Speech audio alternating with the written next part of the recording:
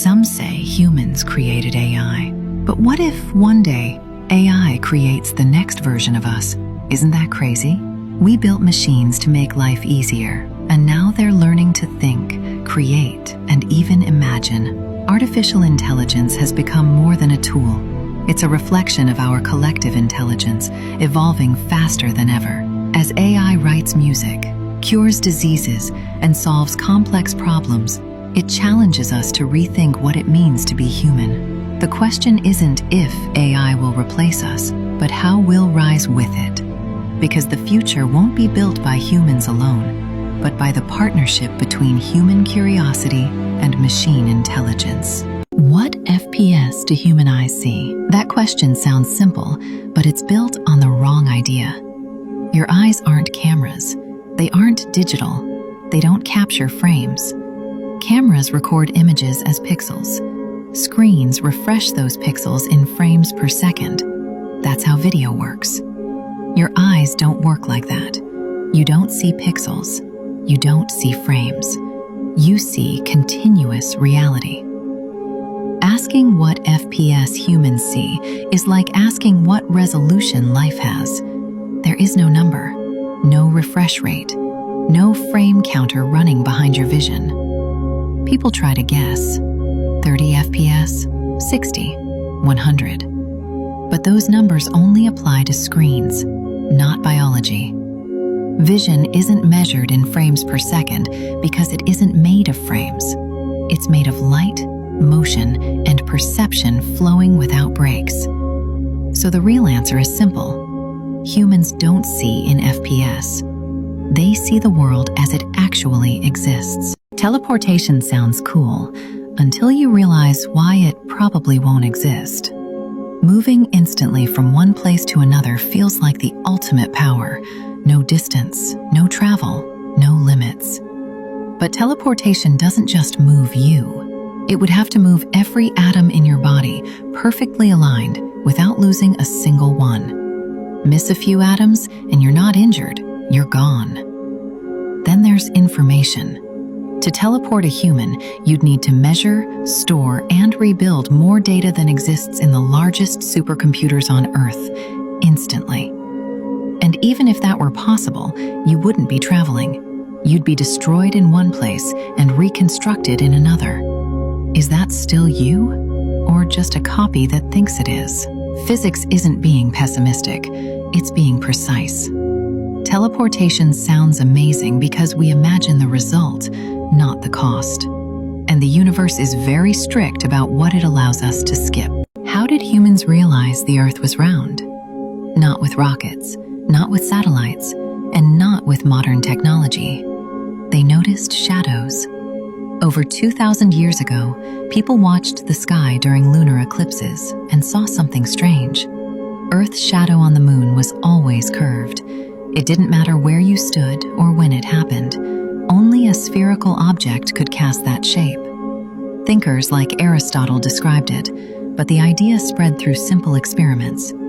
In different cities, people placed sticks in the ground and measured their shadows at the same time. The angles were different. That only works if the surface beneath them curves. They watched ships disappear hull first over the horizon. They saw stars change position as they traveled north and south. There was no single moment of discovery, just humans paying attention to the sky. Did you know wood may be the rarest material in the universe? Most people assume the rarest thing must be gold or diamonds, but that's not true at all. Gold and diamonds are surprisingly common. They form naturally through cosmic processes and can exist anywhere. Scientists believe there may even be planets made largely of gold or diamond. If you could travel across the universe at the speed of light, you would pass unimaginable amounts of precious metals. But finding wood would be almost impossible. That's because wood doesn't come from physics alone. It comes from life. Stars can forge elements. Supernovas can scatter them across galaxies. Black holes can bend space and time. Wormholes might collapse distance itself. Yet none of these forces can create a single tree. The wooden chair you sit on, the pencil on your desk, exists only because life once grew here. which means something ordinary on Earth may be rarer than diamonds anywhere else in the universe. What's scarier, the ocean or space? Most people say the ocean. It feels closer, darker, unknown. We admit we've explored more of space than our own seas, and that alone makes the ocean feel threatening. But look closer. We know the planets. We know their names, orbits, distances. Space feels mapped, at least on the surface. The ocean feels unfinished, hidden, something below us, waiting. But here's where it changes. If you dive deep enough, the ocean ends. There is a bottom. You can always turn around. Space doesn't offer that mercy. There is no edge, no up, no down, no direction that means anything. You can travel forever in one line, then change direction and still never reach a wall. In space, movement has no reference. Your up could be someone else's down. Orientation only exists on Earth. So yes, the ocean is frightening. But space is something else entirely. The ocean traps you. Space erases you. And that's why, on a deeper level, space is far more terrifying. What does the bottom of the Mariana Trench look like? It's dark, completely dark. Sunlight never reaches that depth. The water is freezing, silent, and under crushing pressure that would destroy anything built for the surface. Almost nothing familiar survives there. To understand how deep it is, imagine stacking the Eiffel Tower, then stacking it again and again. You would need over 37 Eiffel Towers placed one on top of another just to reach the bottom. That number is an estimate, but it helps the mind grasp scale.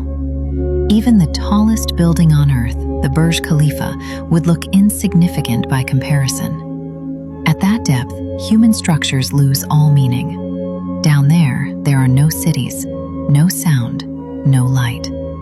Only the ocean floor, fine sediment, and strange organisms adapted to total darkness. It isn't dramatic. It isn't cinematic. It's simply the deep ocean, quiet, endless, and completely indifferent to us.